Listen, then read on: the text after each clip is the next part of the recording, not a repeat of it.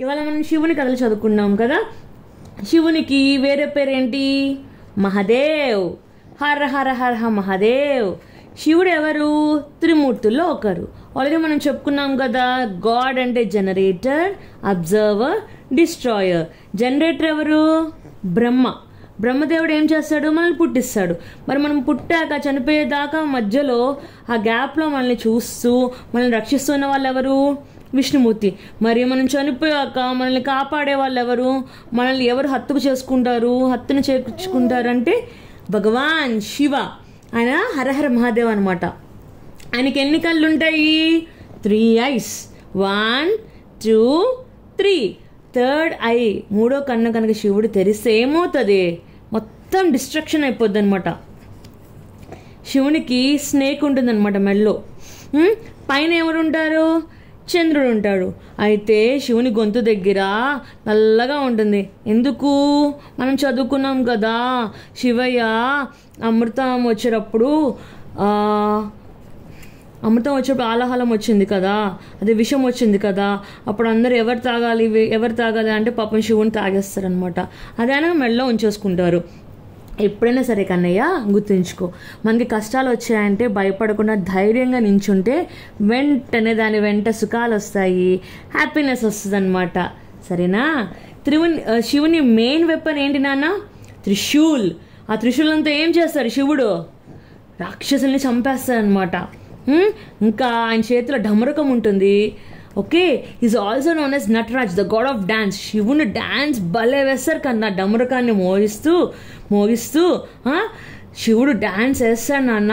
ఆహా, ఎంత బాగా వేస్తాడు తెలుసా? ఆయన్ని నటరాజస్వామి అని కూడా అంటారనమాట.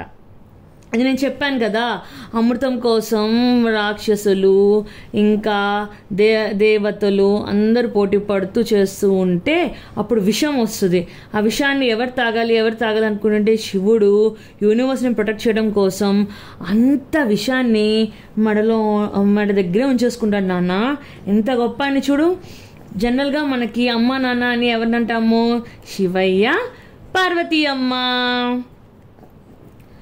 ఆయన విషం తాగుతారు కదా, అదిగో అందుకని అది ఎలా అయిపోతుంది? గొంతు బ్లూ కలర్లో అయిపోతుంది. అందుకని ఆయనకి ఇంకొక పేరు ఏంటన్నా? నీలకంఠ.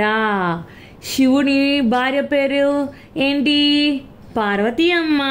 మనం ఆల్రెడీ చదువుకున్నాం కదా. పార్వతీ పరమేశ్వరులు ఎవరు? మనకి అమ్మ నాన్న. వీళ్ళని అర్ధనారీశ్వరులను కూడా అంటారు. శివుడు ఎంత గొప్పవాడో తెలుసా కన్నా?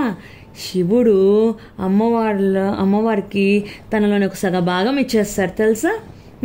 అయితే శివునికి వినాయకుడు ఇంకా కార్తికేయుడు 2 పిల్లలు ఉంటారు. వినాయకుడి పేరు మనం ఆల్రెడీ చదువుకున్నాం కదా, ఏంటి?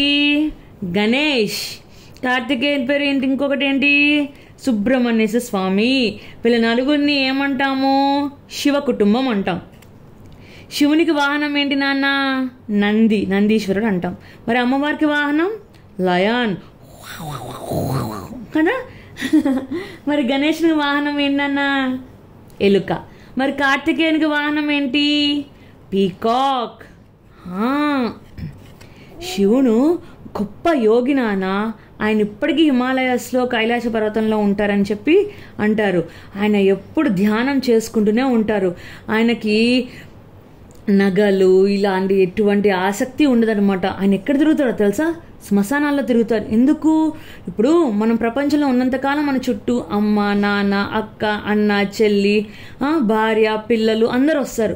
కానీ మనం చనిపోయాక మనతో ఎవరు వస్తారు? ఎవ్వరు రారు. అప్పుడు మనం బాధపడుతూ ఉంటామంట. అప్పుడు శివయ్య వచ్చి నేనున్నాను అని చెప్పి మనకి ఓదార్పిస్తారనమాట. అందుకని ఆయన ఎప్పుడు శ్మశానంలో ఉంటాడు తెలుసా?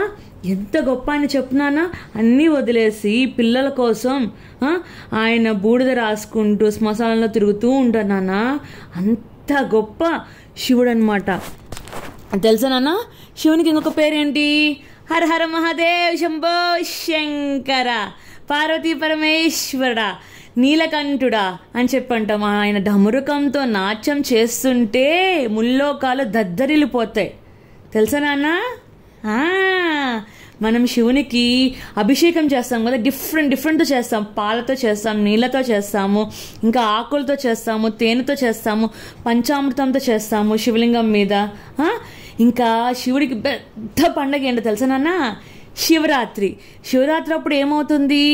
లింగోద్భవన జరుగుతుందన్నమాట. జనరల్గా నైట్ టైం పూట లింగోద్భవన అంటే శివుడు లింగం అనేది సృష్టిలో వచ్చిన రోజు అనమాట. అప్పుడు నిజంగా మనం ఆ టైంలో శివుని గురించి తపస్సు చేస్తూ ఉన్నామనుకో మనకి ముక్తి కలుగుద్దని చెప్పి చాలా చోట ఉంటుందన్న.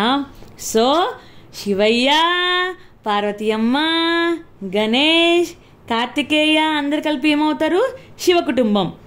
ఇంకొకసారి చెప్పుకన్నా, హర హర మహాదేవ్ శంభో శంకర, హర హర మహాదేవ్ శంభో శంకర.